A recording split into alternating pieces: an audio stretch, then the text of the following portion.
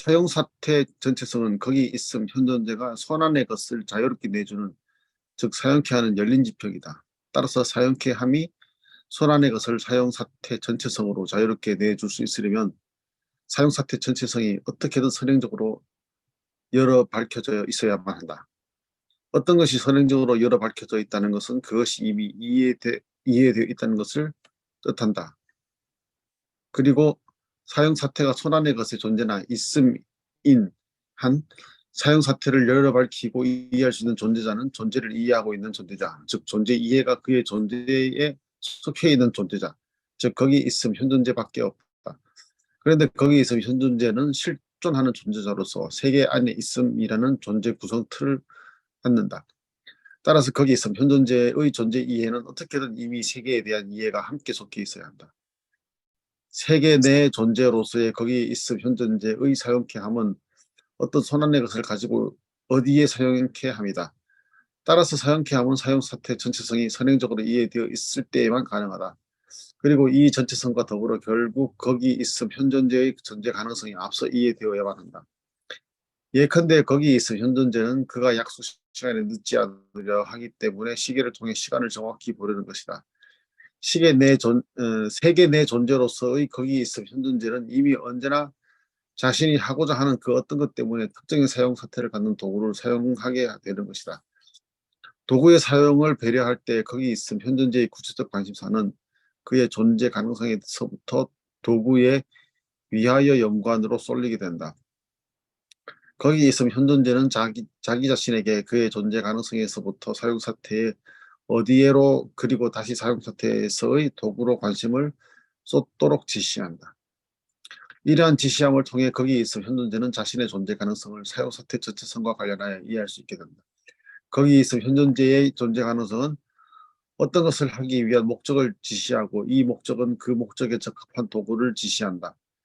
여기서의 지시함에는 도구에서 보인 것과 같은 어떤 연관이 놓여 있다. 지시함에서의 연관의 성격을 의미부여함이라 부른다. 따라서 우리는 지시함의 방식을 의미부여함의 방식으로 바꿀 수 있다. 예컨대 거기 있음 현존재의 존재 가능성은 목적에 의미를 부여하고 목적은 도구에게 의미를 부여한다. 따라서 우리가 만나는 모든 손안의 것은 이미 거기 있음 현존재의 존재 가능성에서부터 의미 부여된 것이다. 이런 의미 부여함의 연관 전체를 유의미성이라 부른다. 이러한 유의미성이 바로 세계의 구조를 이루고 있는 것이다. 유의미성은 세계의 세계성이다. 이제 우리는 세계를 다음과 같이 규정할 수 있을 것이다. 세계는 도구가 위하여 연관이라는 지시 구조에 따라 그것의 사용 사태 전체성으로 자유롭게 주어질 수 있는 그곳이자 거기 있음이 자신의 존재 가능성 때문에 자신을 특정의 사용 사태에 속해 있는 도구로 지시하는 곳이다. 쉽지 않은 내용인데 우선 제 생각을 좀 나눠보죠. 여기서 하이데거의 현존재 분석, 이번에 1부작에서 나오는 다사인에 대한 분석은 트루셀프나 본래적인 자기라는 개념보다는 비본래적인 자기의 모습을 설명하는 경우가 많은 것처럼 보여요.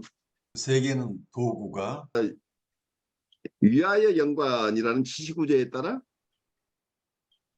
자유롭게 주어질 수 있는 곳이라고 하는데 이게 도구의 위하여 연관이라고 하는 것은 도구를 사용하는 사람에 의해서 결정되는 부분이죠, 결국은. 근데 이 위하여 연관이라는 것 때문에 결국은 자기의 존재 가능성이 먼저라는 얘기죠. 자기의 존재 가능성을 염려하는 현 존재, 인간만이 이 존재 가능성에 대해서 고민을 한다고 이렇게 보는데, 그러면 이 인간의 존재 가능성이 먼저 있고 이 존재 가능성을 뒷받침하기 위해서 도구가 사용된다는 얘기예요. 도구는 어떤 목적으로 사용되는가, 무엇을 위하여 사용되는가, 도구는 또 어떻게 만들어지는가, 이런 모든 연관성들이 무수한 사용 사태 속에 이런 위하여 연관들로 이렇게 얽혀 있는데, 어떤 사슬처럼 얽혀 있는데 궁극적인 것은 결국은 인간의 존재 가능성 때문이랍니다. 그러니까 여기에서 나오는 이 얘기들을 쭉 들으면 서양 사회의 인간 중심 이론이 그대로 투영된 게 아닌가 싶어요. 손안에 있는 존재, 도구에 대한 얘기를 여기서는 하고 있는데 서양 사람들이 사물을 바라볼 때 도구로서 바라보는 측면이 잘 드러나고 있지요.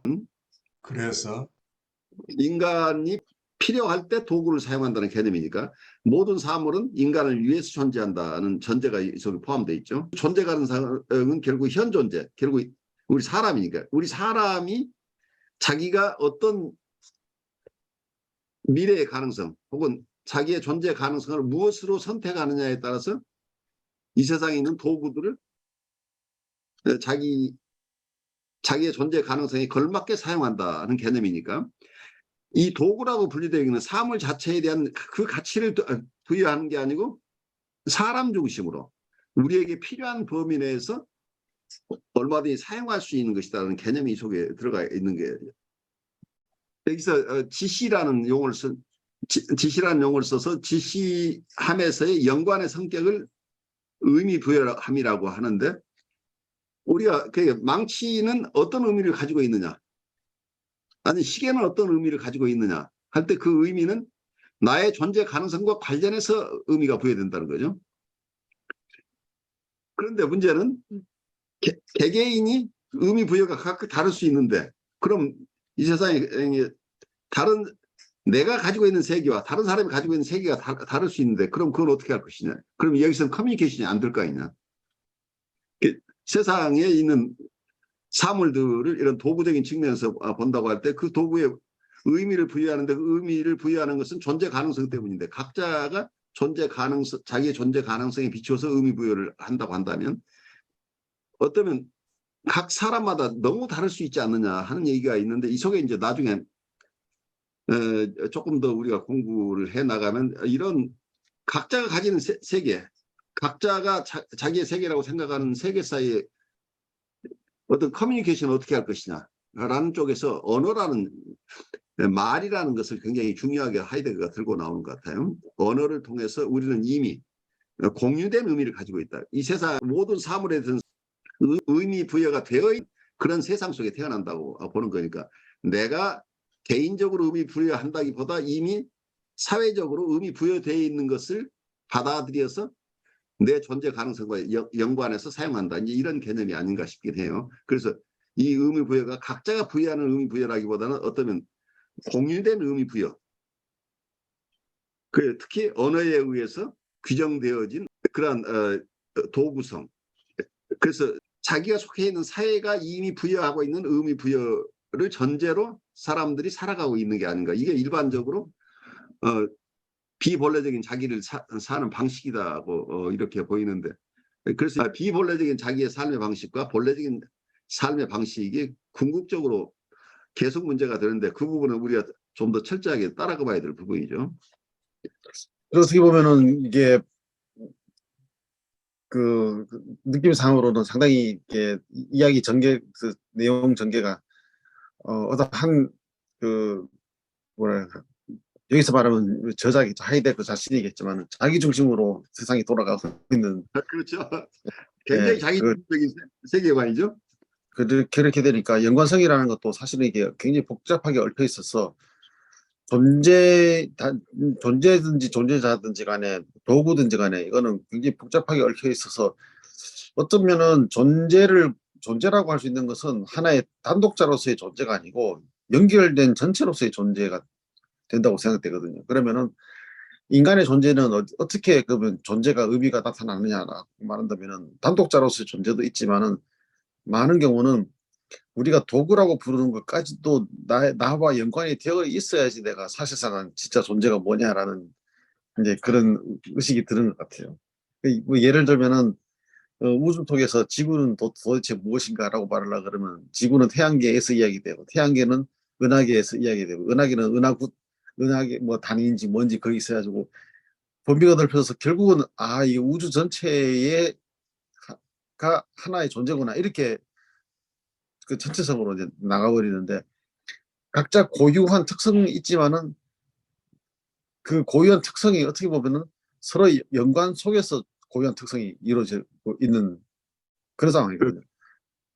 근데 그 연관성이 없으면은 사실은 그 고유한 특성도 사라져 버릴 수 있는 그런 아주 이게 상호적인 그런 특성들이 이게 어떻게 보면 우리가 보고 있는 모든 존재가 그러는데 여기서는 뭐랄까 그 주변의 거를 다 딱 끊어내놓고 딱 여기서 시작해가지고 이 존재와 저 존재 이렇게 해가지고 존재가 이제 말하자면 딱딱 개별화되어 있는 그 각자성으로 이렇게 보고 있는 거죠. 이게 굉장히 서구적인 관점인데 이게 동양적인 사고방식으로는 걸맞지 않은 부분일 수도 있는 거죠. 이게. 근데 뭐 서양에서도 사실은 자기들도 원래는 경험하고 있고 생각하는 건데 이야기가 복잡해지고 변수가 많으니까 쉽게 하려고 그렇게 잘라야 되겠다 그 생각이 들어요. 굉장히 어려워요. 하이데거도 1편에서는 이렇게 얘기를 하는데 이 2편에 가면은 조금 굉장히 다른 얘기, 그 다사인 중심의 얘기로부터 조금 더 진전된 얘기를 하고 싶어 하는 것으로 보여요. 그러니까 현 존재 분석이라고 하는 것은 예비적인 분석이라고 봐야 되는 거예요. 존재 분석에 본격적으로 들어가기 전에 예비 분석이 아닐까 싶기도 해요. 그래서 이 과업이 어쩌면 충분하게 이루어지지 못하고 어느 지점에서 멈춰 있는 상황이 아닐까 싶은데, 그래서 그 부분은 나중에 현 존재 분석에서 조금 더 진전된 내용이 이 하이데거의 글 속에 나오는데, 그 부분을 우리가 소화하면서 하이데거가 다 소화하지 못한 부분을 우리가 각자가 소화할 수밖에 없지 않을까 싶어요. 존재를 스몰 비잉과 캐피털 레터 비잉, 그 스몰 레터 비잉, 소문자 비잉과 대문자 비잉이라고 해서 어쩌면 강 목사님이 얘기하는 그 존재, 근원적인 존재를 그라운드 오브 비잉이라는 개념, 존재의 근원이라는 개념으로 해서 조금 더 구별해서 이해하려고 하는 이런 시도들이 있는 거죠. 이게 어쩌면 동양적인 사고를 서구에서 받아들이는 것이라고 보여요. 결국은 우리가 자연과 우리가 분리되지 않는 것인데, 우리는 데카르트적인 사고방식으로 서브젝트라고 하는 내 주체가 외부 세계와 완전히 분리된 것이다라고 하는 이원론적인 개념이 한계에 와서 이 하이데거도 이걸 통합해내려고 애를 쓰고 있는 게 아닌가 싶어요. 그래서 현 존재 분석이라는 것은 1차적인 분석이고, 좀 더 깊은 얘기는 근원적인 존재에 대한 얘기를 하고 싶어 하는데, 그 부분이 하이데거의 저작이 어떻게 나타나는지 우리가 좀 더 공부를 해나가면서 봐야 될 것 같아요.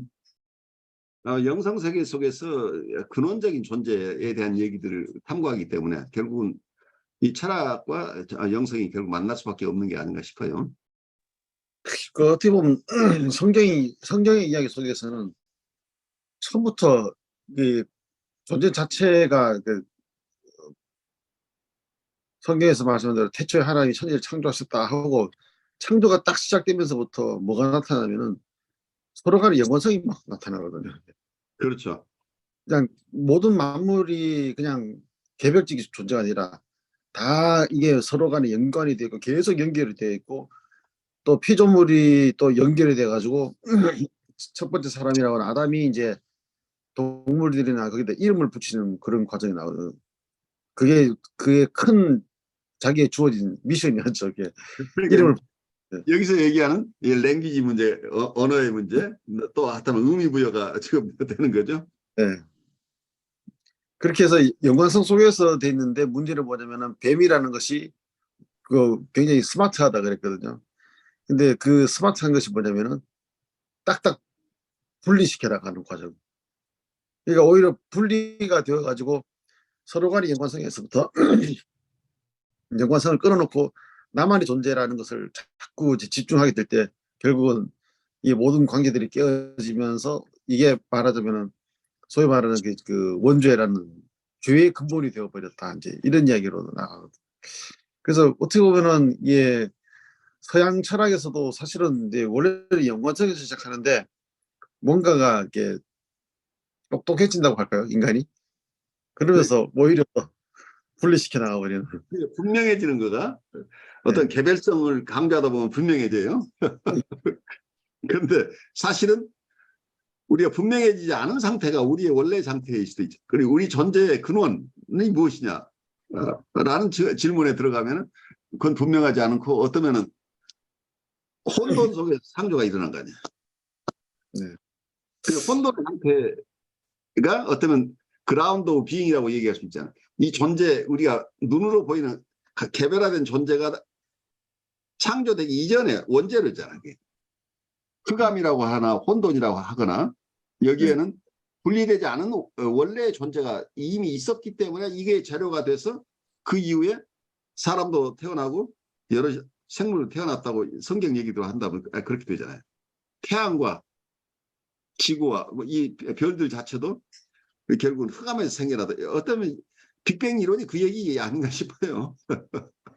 빅뱅 이론, 성경을 물리학자들이 가져다가 빅뱅이라는 이름을 붙여서 이 케이아스인 상태로부터 대폭발이 일어났다라고 이 얘기를 하지만 어쨌든 최초에 무엇인가 있었다는 얘기. 근원적인 가설은 태초에 무엇이 있었다는 거죠. 그럼 그 태초에 무엇인가를 밝히는 것이 실제 과학자들이 하는데 그건 못 밝히잖아. 결국은 빅뱅이 있은 이후에 어떤 속도로 우주가 팽창돼 나가는가 뭐 이런 얘기를 하면서 거기서 여러 가지 계산도 하고 그 정확하게 맞춰내긴 하지만 그럼 빅뱅이 있기 이전의 상태는 무엇이라고 우리가 이야기할 것인가 하는 데 대한 대답은 없는 것으로 저는 느껴요. 어떻게 느끼세요? 우리 강 목사님 과학을 공부를 많이 했으니까. 저도 뭐 같습니다. 근데 저기 느낌이 말하자면 빅뱅 이전하고 빅뱅 이후라 그런다면은 빅뱅 이전이 더 뭐랄까요? 더 큰 가능성이 있는 데다가 더 큰 에너지가 함축돼 있고 또 어떻게 보면 그 상태가 시간이 더 현재의 우주가 형성된 이후보다 더 시간이 길지 않았을까?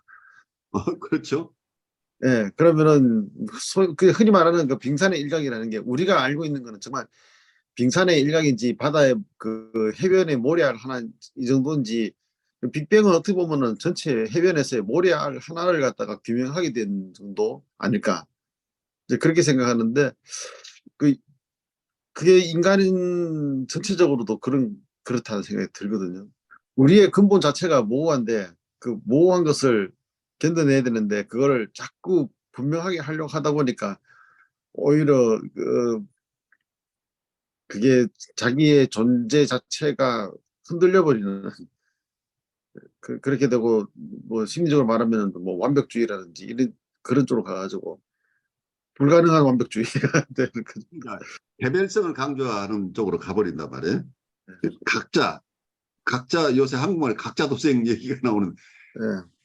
개별성 중심으로 이렇게 가게 되면 결국 통합 이론을 가져온다고 해도 참 어려운 것 같아요. 일단 하이데거도 현 존재 분석을 통해서 지나치게 우리가 어떤 현 존재는 존재해야 합니다. 존재 이행이라고 하는 부분과 또 하나는 각자성이라는 부분을 우선 강조하다 보니까 그 이후에 또 이론에서 조금 더 근원적인 존재에 대한 이론을 펴기가 쉽지 않아 보여요. 현 존재 분석에서 지나치게 각자성이나 존재 이행이라는 측면에서 이걸 여기까지 설명이 잘 돼요. 그러니까 현재 서구 사람들이 이해하고 있는 인간의 모습을 적나라하게 잘 표현하고 있다고 보여요. 그렇지만 그걸 넘어서는 존재에 대한 얘기는 설득력 있게 얼마나 할 수 있느냐를 우리가 조금 더 탐구해 봐야 되겠죠. 그래서 어쩌면 동양 쪽에서 불가에서 하는 얘기는 우리는 원래 불생불사라는 얘기를 우리는 태어남도 없고 죽음도 없다는 얘기를 하고 있죠. 그러니까 우리가 태어났다고 하는 것은 단지 뭐라고 할까요? 인연에 의해서 여러 원재료들이 모여서 그것이 하나의 존재로서 드러나고 있지만 이게 새로 생겨난 게 아니란 얘기예요. 그 사람이 태어났지만 이 사람이 새로 생겨난 게 아니고 여러 재료들이 이 우주에 있는 여러 재료들이 모여서 지금 이런 모습으로 드러났다는 거예요. 그래서 우리가 죽는다고 하는 것은 이 모여있던 것들이 물질이건 정신이건 이 모여있는 것들이 다시 흩어지는 과정이라는 거예요. 그러니까 원래 있던 자리로 돌아가는 거니까. 근데 우리라고 하는 것은 이미 우리가 태어나기 전부터 있었다고 보는 거죠. 내가 이 몸을 받아 가지고 있지만 우리는 이미 이 존재는 있었다고 보는 거니까 내가 따로 태어난 바가 없으니까 죽음도 없다고 이렇게 얘기를 하는 거죠. 그런데 그 논리가 굉장히 동양적인 논리인데 조금 우리가 깊이 사고해볼 만한 부분이죠. 우리가 그 불사라는 것을 고승들이 그걸 어떻게 받아들이냐가 다 다르시겠지만 어떤 분 얘기를 들으면 우리가 철저하게 태어난 바가 없다는 것을 이해하면 죽음에 대한 공부가 사라진다는 생각. 그래서 이 존재를 뭘로 볼 것인가? 어쩌면 이 우주 자체가 나의 존재라고 우주론 쪽으로 가는 분도 있겠죠. 불가에서 나오는 얘기로 부처님이 여기도 나타나고 저기도 나타나고 하는 현상, 보살이나 부처님이나 여러 현현이라고 하는 것이 어떤 모습이냐로 드러나는 것은 그 근원에서는 다 하나라고 하는 부분이 있는 거죠. 말하자면 어떤 모습으로 드러날 뿐이지 원래는 이 우주 삼라만상 속에 이미 부처가 있다는 이런 개념이 숨어 있는 게 아닌가 싶어요. 그래서 어떤 면에서 이 범신론에 가까운 얘기로 돌아갈 수도 있겠죠. 이 우주 자체가 신이라는 개념을 또 어떤 사람은 얘기를 할 수 있겠죠. 그래, 쉽지 않은 얘기를 철학적으로 얘기를 하고 있죠. 범신론이 어떤 면에서는 굉장히 이단적인 얘기 같지만 철학적으로는 상당히 일리 있는 얘기를 하고 있는 것처럼 느껴져요. 동양적인 사고를 서양 사람들이 그렇게 범신론적으로 이해하고 있는 것이 아닐까 하는 생각도 있고. 강 목사님 그 부분 어떻게 느끼세요? 근데 그게 이제 어떻게 보느냐의 관점의 이제 차이가 또 될 수도 있겠지만 성경에서도 사실은 나오는 말씀이 온 우주에 충만한 하나님이라는 표현이 나오고 온 우주에 충만 이렇게 되면은 그러면 그 온 우주에 충만하다는 것은 우주보다 더 큰 하나님 이렇게 되거든요. 그렇게 되면은 그러면 하나님이 나타나지 않는 곳이 어디 있을까? 성경에서도 바다 깊은 곳이라도 땅 끝이라도 저기 먼 우주라도 어디서든지 하나님 나타날 수밖에 없다. 계실 수밖에 없다. 이제 그렇게 얘기하는데 그 어떤 한 존재가 막 여기저기 이동해서 다니는 게 아니고 그거는 전체가 다 그 존재일 때에 그냥 가능한 이야기라고 생각되거든요. 그래서 저는 이제 그런 쪽으로 생각을 하고 있습니다. 그래서 온 우주의 충만이라고 했기 때문에 우리는 하나님께서 어디에 계시느냐 해서 여기 있다 저기 있다 우리가 못하는 거 천국이 어디 있냐 여기 있다 저기 있다 못하는 자체가 이미 성경 안에서 이야기하고 있는데 그것을 이제 뭐 범신론이냐 또는 뭐 또 그런 여러 가지 이야기들을 하면서 어떻게 보면은 오히려 그런 것들을 범신론이라든지 이런 쪽으로 분리해가지고 이거는 맞고 저거는 틀리다고 말을 하는 과정 속에서 생기는 게 뭐냐면은 오히려 하나님은 여기 계시고 또는 저기 계시고 이렇게 딱 규정을 짓는 그러니까 성경에서도 하나님께서 성전에 계시다고 하니까 성전이 나를 갖다가 담고 있냐 그런 얘기가 나오는 거죠. 하나님을 일단 축소시켜서 그 속에 앉혀놓은 상황이더라고요. 예. 근데 그렇다 해가지고 그곳에 없느냐? 아니 있다. 있지만 그곳에만 있는 건 아니다. 이렇게 되거든요. 그래 여기 존재론이 나오래. 예. 그래서 그런 거 생각하면은 그 예수님께서도 성전 자체를 절대성을 부여하는 것을 갖다가 절대성 부여할 필요가 없다. 딱 잘라버리잖아요. 무너질 거다 이것도. 왜냐면 그 안에 그 말 그대로 프레임처럼 딱 갇혀가지고 하나님을 여기 계신 하나님 저기 계신 하나님 이렇게 규정 못하기 때문에 그냥 다 어디서든지 영과 진리로 예배하는 자가 하나님 만나게 되는 거거든요. 영과 진리라는 말 자체가 결국은 존재로서의 만남이라는 것이지 그걸 갖다가 어느 특정한 장소라든지 어떤 시간이라든지 거기에 규정할 수 없다 이렇게 되는 거죠. 근데 이제 사람들은 그 우상이라는 것도 사실은 그 돌로 만들고 나무로 만든 것에다 축소시켜서 거기다 신을 갖다 그게 다 집어넣겠다 하기 때문에 이것도 문제가 되고 있고 결국은 그 개념이 아닌 것 같지만은 내가 만든 신은 참신이고 저 사람 만든 신은 가짜고 이렇게밖에 하는 상황이 될 수도 있다는 거죠. 그래서 어떻게 보면 우리가 기독교에서도 그렇고 하나님 믿는 모든 종교들이 좀 생각의 폭을 넓힌다 그러면은 이게 단순하게 여기만 존재하는 하나님이 아니라 정말 온 우주에 충만한 하나님을 갖다가 우리가 의식한다면은 지금의 사고가 많이 달라지지 않을까. 네, 그런 생각. 그래요. 사고의 확장이 일어날 수 있겠죠. 네.